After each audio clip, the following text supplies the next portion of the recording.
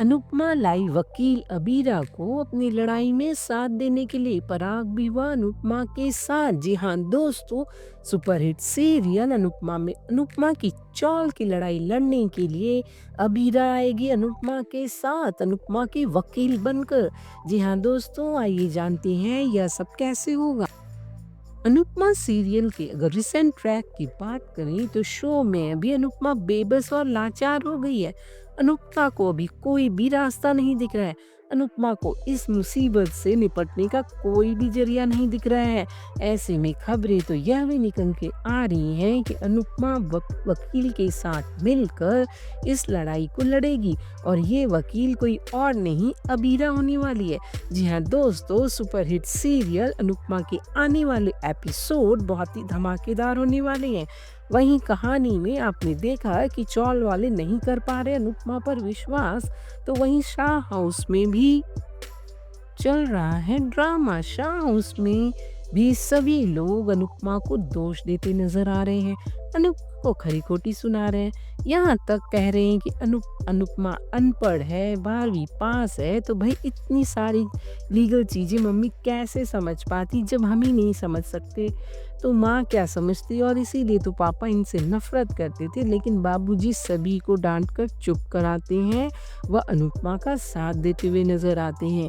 वहीं अनुपमा जाती है रजनी के घर में और वहां पर उसे सबक सिखाती है, लेकिन रजनी यहाँ पे कहती है कि मुझे पैसों का लालच इतना नहीं है, लेकिन मैं तुझसे जलती हूँ, नफरत करती हूँ, क्योंकि मैं रिश्ते नहीं बना पाई और तू जहाँ जाती है रिश्ते बना लेती है। ये बात तो दोस्तों मैंने अपने बहुत पहले की ही प्रिडिक्शन वीडियो में ही बता दिया था कि रजनी अनुपमा से जलती है, नफरत करती है, और ये आगे आने वाले एपिसोड में आप सभी को आगे आके पता चलेगा। अब वही होते हुए दिखाई दे रहे हैं। इधर रजनी आगे कहती है कि चौल वाले मुझ पर भरोसा नहीं कर पाए, लेकिन तुझ पर पल भर में भरोसा कर लिया। वहीं दूसरी तरफ अनुपमा रजनी को वार्निंग देती है कि पीछे हट जा रजनी इस प्रोजेक्ट से, लेकिन रजनी भी पीछे हटने वालों में से नहीं है। कहाँ है वो रजनी पीछे हटने वालों में से। आने वाले एपिसोड में अनुपमा रजनी का हाथ नहीं छोड़ेगी, तो रजनी सिक्योरिटी बुलाकर अनुपमा को धक्के मारकर घर से बाहर निकाल देती है। अनुपमा को चोट भी लग जाती है। साथ ही अनुपमा बेचारी बेबस हो चुकी है, लाचार हो चुकी है। अब उसके पास कोई भी ऐसा सहारा नहीं है जो उसकी मदद कर सके। ऐसे में अनुपमा भगवान के आगे जाकर भीख मांग रही है।